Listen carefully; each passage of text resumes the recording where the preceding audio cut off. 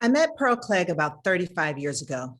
I was a teenager, a sophomore in college, and she was an adjunct professor at our mutual alma mater, Spelman College. It is one of the great gifts of my life that the first time I met a writer, she was my teacher. The year was 1998 or so. Pearl entered class 5 minutes early, showing us through her behavior that writing was serious business. No puff class here. She did not give us a persona of the flaky artiste. She made it clear that we were there to study, to apprentice, to learn. She was no nonsense, but not regimented. Class assignments were open-ended. How are we to learn to be free women if we were not free on the page? So we wrote, we revised, we wrote some more. I was so taken with this vibrant professor that I monopolized her office hours, desperate to know more about art and the life of an artist. She answered my questions with questions of her own, and then finally one that doubled as an invitation. Had I ever been to a cabaret? Live at Club Zebra was a multimedia showcase of Atlanta's finest underground and indie art. Pearl, along with her now husband, Zarin, hosted the event.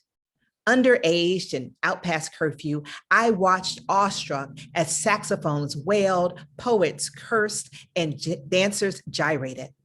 And then Pearl herself took center stage and read from her essay, Mad at Miles. The piece is a lyrical exploration of feminist intersectionality. It was Me Too before the hashtag. On the microphone, Pearl took jazz icon Miles Davis to task for his misogyny. The room was quiet as the work questioned more than the behavior of one man. She implicated everyone who has ever enabled gendered violence. She challenged each person in the room to stand up for Black women.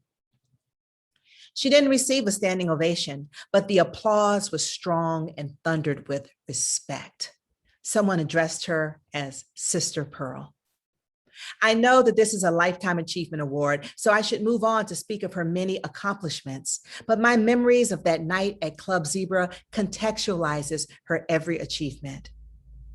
Pearl Clegg is an extraordinary novelist, performer, playwright, essayist, and poet. Her debut novel, What Looks Like Crazy on an Ordinary Day, was a New York Times bestseller and an Oprah's Book Club selection. With this novel and the 8 that followed, she claimed Atlanta's West End as her canvas and muse alike. It is no wonder that she has been named Atlanta's first poet laureate. She's also playwright in residence at the Alliance Theater, though her work is hardly bound to our city. Flying West and Blues for an Alabama Sky have been performed regularly for decades all over the US as well as abroad.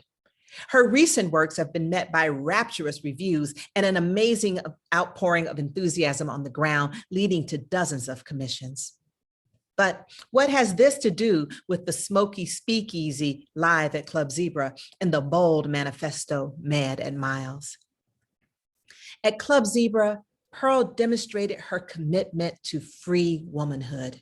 She showed her audience that she respected them enough to give them the unvarnished truth. All of her work celebrates our communities, but she never coddles. She is critical, but without rancor or self-righteousness. Her most recent book, Things I Should Have Told My Daughter, is her most revealing work yet. It is a memoir culled from her journals, and she writes about the joys and challenges of motherhood, the pleasures of true love, and the pain of domestic violence. There is frank talk of abortion in all of its complexity. And woven throughout is the struggle and triumph of a major artistic voice finding a way for itself. This is the story of a woman who is determined to be heard. There is no writer more deserving of this Lifetime Achievement Award. I tease her sometimes, reminding her that she is a native of Detroit, not Atlanta. But the truth is that we are honored to claim her as our own. She is an American treasure, a gem, a bright, gleaming pearl.